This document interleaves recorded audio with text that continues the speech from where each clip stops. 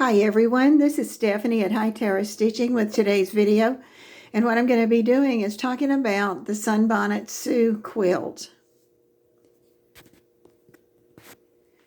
If you've been following me, you know I'm working on a hand stitch quilt that has vintage butterfly pattern on it that I'm doing for someone. But somebody asked me a question about, did I ever make a Sunbonnet Sue quilt? And I was kind of excited because I've had it sitting there since 1996. And I fell in love with it, and I just couldn't really think of a way to bring it out to you until now. And that's what you're looking at here. It's on my floor, and this is my Sunbonnet Sue quilt. And if you look at it, it's so colorful. It's so colorful. And what I did was each block starts out at 12.5 inches. And it's just, I used a muslin kind of fabric that was old because I was going to hand stitch this, and it was inexpensive at that time. And I had a lot of scraps of material.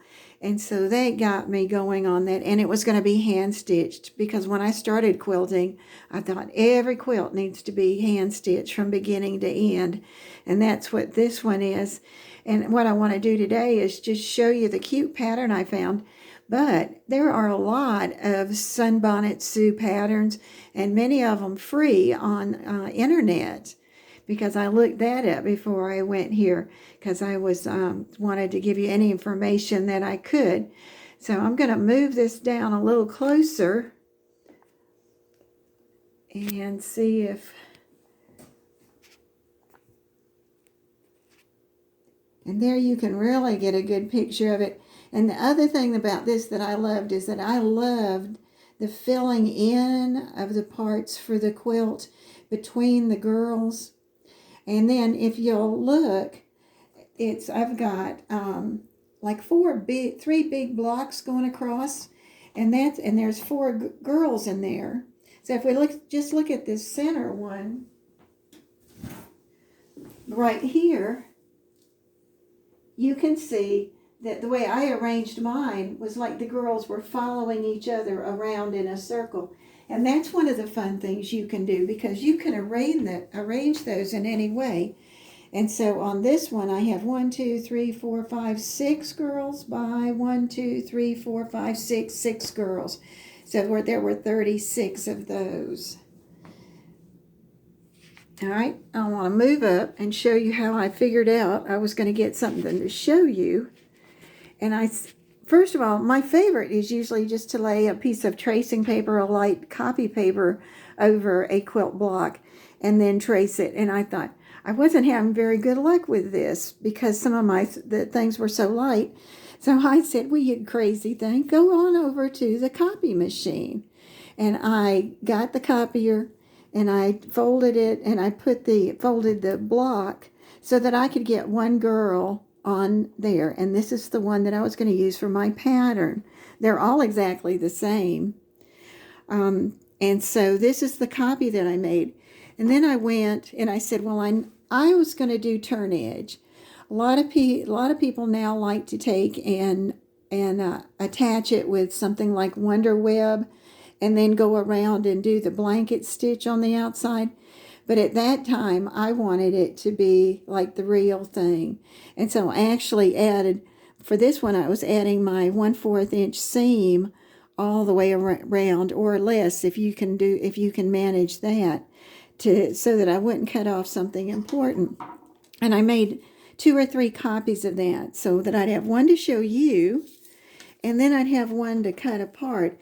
And what I used for that was a manila folder, because I was going to take and trace them and then cut them out with a pair of scissors.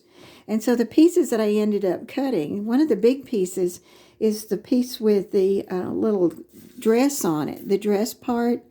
And so I just cut that out, and I added up here. And the thing about it is, when you get ready to do it, you're going to have some overlap. So you don't really have to do all the way around. You watch when you start where you want to have the fold down. So for example, on this one, here's the bonnet and the bonnet and the dress are, let's see, well, I have to go back and tell you exactly which one they are. And these, I just made sure I had the seam in there, but what I was going to do was fold under the hat and then stitch it onto there when I got ready. And then I'd have my 1/4 inch seams all the way around. But before I got that far, I needed to go and I needed to put on the apron and the sleeve. And on this one, I cut the apron out solid. There's no hole in the apron. And then I'm going to come back and add the sleeve onto the top of it. So I gave it the 1/4 inch.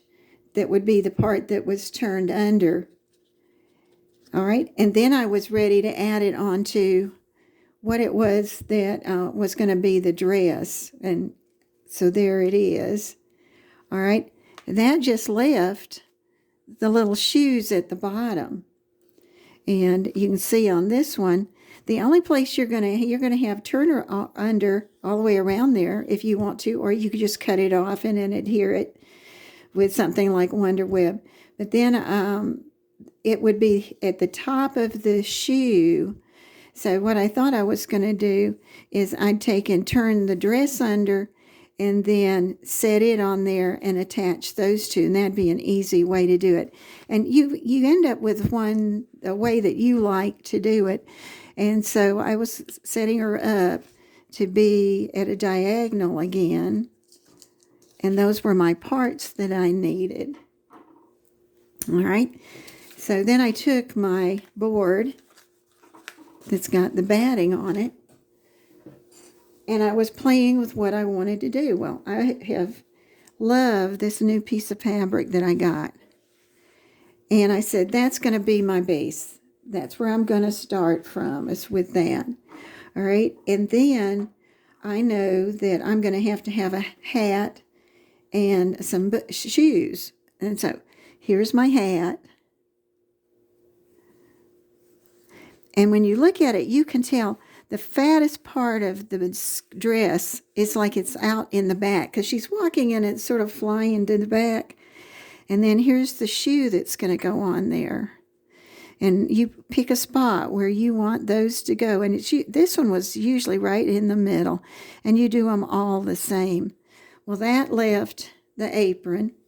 And I looked at some of these aqua colors and teal colors, and I didn't like them.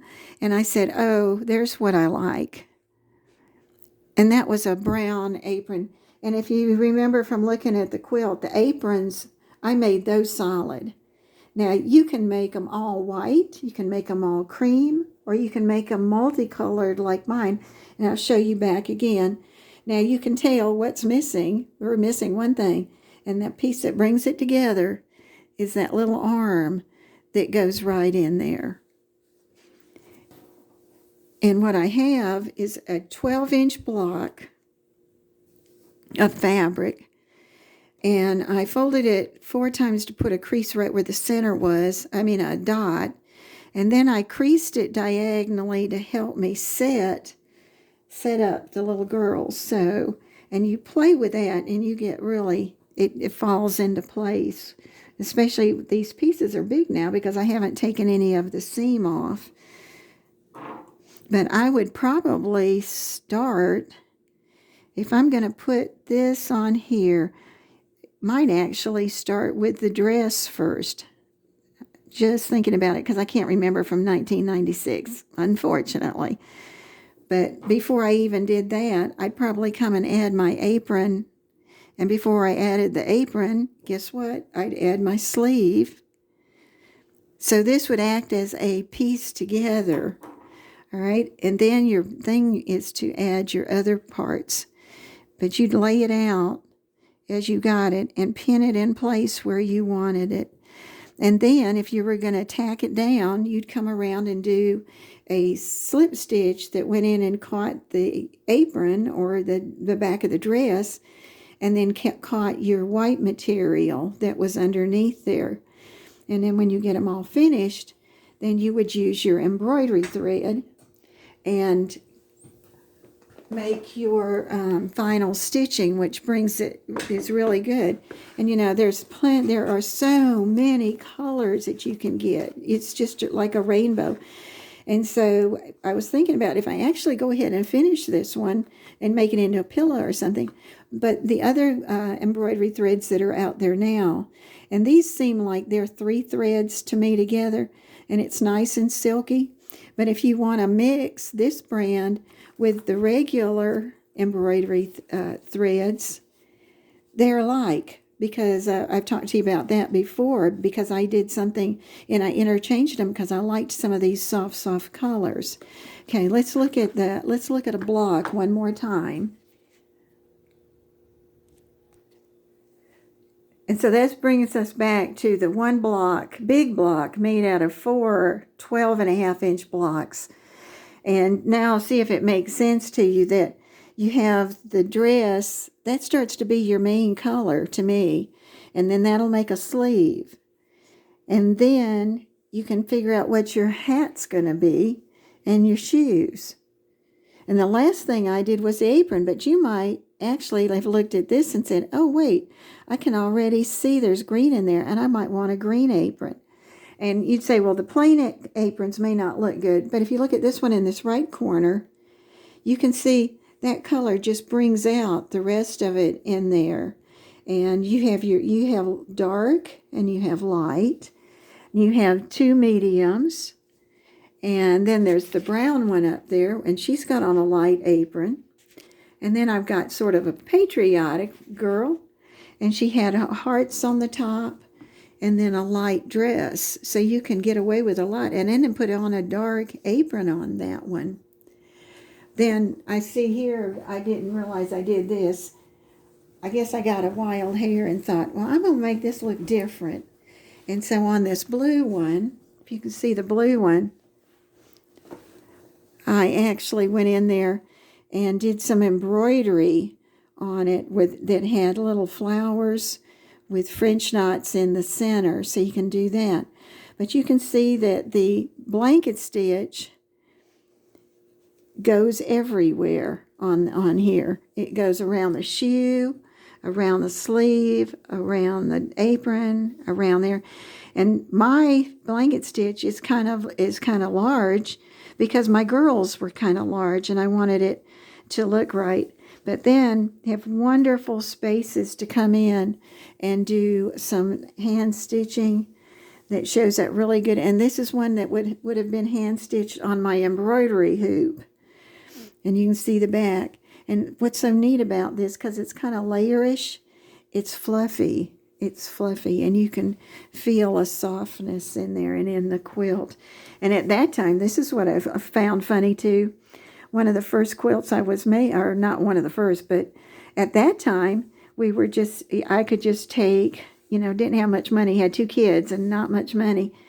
And I would take the back and fold it to the front to make the binding and stitched it down. And that really is kind of nice. But I still like going to the French binding and having a couple of layers underneath there that are attached. This is Stephanie at Hightower Stitching. This is my little journey back into the past. And thanks to one of you, it helped me to get this out and show it. And if there's interest, I might go ahead and finish the block I was working on and talk about that. Thank you for watching.